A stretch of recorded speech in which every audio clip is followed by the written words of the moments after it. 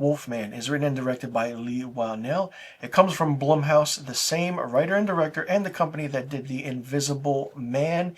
And this runs for 103 minutes long. It had a budget of $25 million. This is a reboot from the 1941 film The Wolfman that starred Lon Chaney Jr.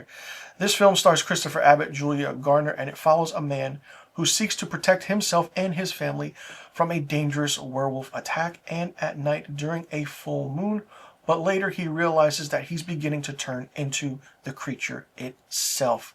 Now, we see the story about Blake, his wife, and his daughter, and the family, and then it's like, what is really going on?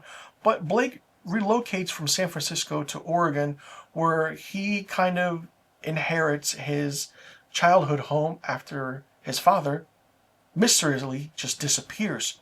And it's like, oh, okay. When the movie starts getting going, it's really slow pace. The film does have a pacing problem. I will admit that. It's like, okay, where are we going? What's happening? The Invisible Man had the same problem, the pacing, until it got really good and really going. You're thinking to yourself, what is the process of why is this happening?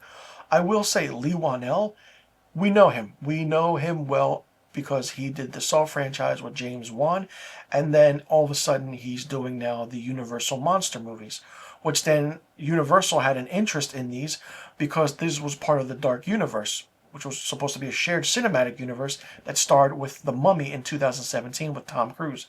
Didn't do too well.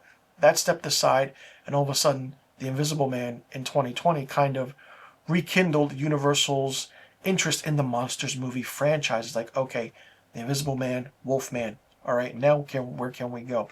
It's really interesting because you want that horror feel to it, because I'm a fan of the old classic Universal monster movies. Love Bela Lugosi, Lon Chaney, Boris Karloff, you name it. And it's just like, does it capture the magic of it? It does in some instances.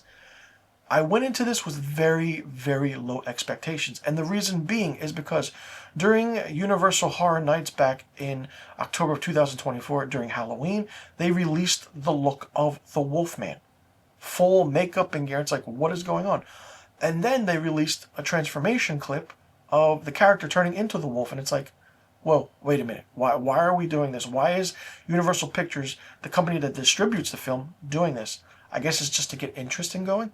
But for me, I was like, the entire time, like, all right, we know what it looks like. Well, put that aside. You go into this with great aspect of makeup, design, look, and it's otherworldly to see how a film like this goes from being a slow pace, problem with pacing, into a horror film that the trajectory is going to be phenomenal for years to come. Christopher Abbott as Blake is okay. I will say that. But it's Julia Garner as Charlotte and Ginger, Matilda Firth, who is great in these roles. The wolf sounds, the growling, the howling, like crazy.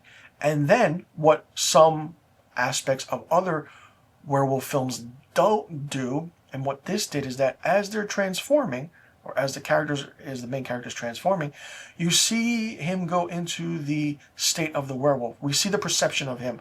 His surroundings change, the eyes change, what have you, what it is. I didn't expect that at all. But there are scenes in this that will make you go, whoa, holy shit. The transformation scenes, like I stated, are one-upped. You think the Howling, American Werewolf in London, they did their thing in the 1980s. Wolfman, by Leigh Whannell, does its thing tremendously, and I was very, very surprised. It's also an emotional story as well. There are times where I will admit you will cry because of the dynamic of the family aspect to it, and Ginger is just a great character that just brings that, like, she just doesn't want anything to happen to her father, and you see that the connection between father and daughter is a true bond, and it shows in this. And then you have the jump scares. There are a few jump scares I did not expect that really got me, and I hearken to that really well, because it's like, all right, it's not really a horror movie unless you have a jump scare, but is it predictable? Maybe it's predictable, but then it's like, okay, it goes to another scene, it goes slowly. Everything takes place in the confines of a cabin, the woods, the mother and daughter trying to leave and get out, facing the creature itself. It's an infection. I will say that. It's an infection that gets into the aspect of why they're changing. There's some explanation of the infection. I wasn't too fond of that story. I'm so used to it being you get bitten, it's a curse, that's fine. And then the infection aspect is just, there. The funny thing is, the week this film is released, and it comes out January 17th, 2025, that week, January 13th, was the first full moon of 2025, and it's called the Wolf Moon. So great marketing by Blumhouse and Universal. I don't know if that was intentional, but it's really, really smart. The film does have a aspect of, if this does good at the box office, will we see other iterations of Universal monster films? We could. I will say that we could.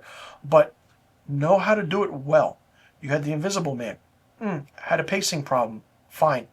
The Wolfman, excuse me, I keep putting the in front of it, has a pacing problem.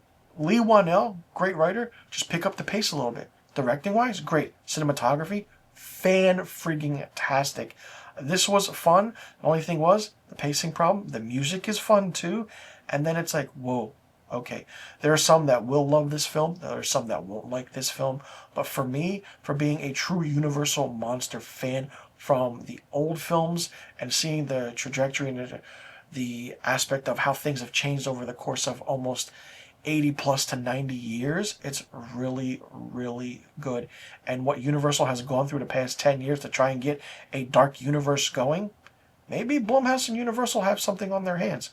But we just have to wait and see to find out. Can't give too much spoilers away because this is a spoiler-filled movie where you think, oh, they showed the creature and this and that. No, it's nothing like you would expect it. It's really, really done well. And it's like, oh, they really kind of, market it out there where, oh, you see the creature, but then it's like, no, you really don't see the creature in full form just yet. For me, Wolfman gets 4 out of 5. Let me know in the comment section below what you thought about Wolfman. Did you like it? Did you not like it? What did you think of it? What did you think about the aspect of the story, the creature design? Do you like how the wolf looked? Did you like how Leigh Whannell wrote and directed it? Do you like how they're starting their own kind of Universal Monster Universe once again? The Invisible Man started, now it's the Wolfman. Do you want to see it continue with Dracula, Frankenstein, do you want to see another big shared universe? Do you think that will happen? Do you think we should get a sequel? Let me know in the comment section below about all the questions I just asked. And also let me know what rating you would give Wolfman. I'm Mr. Filmstock. Thanks so much for tuning in. And I'll see you all in the next review video.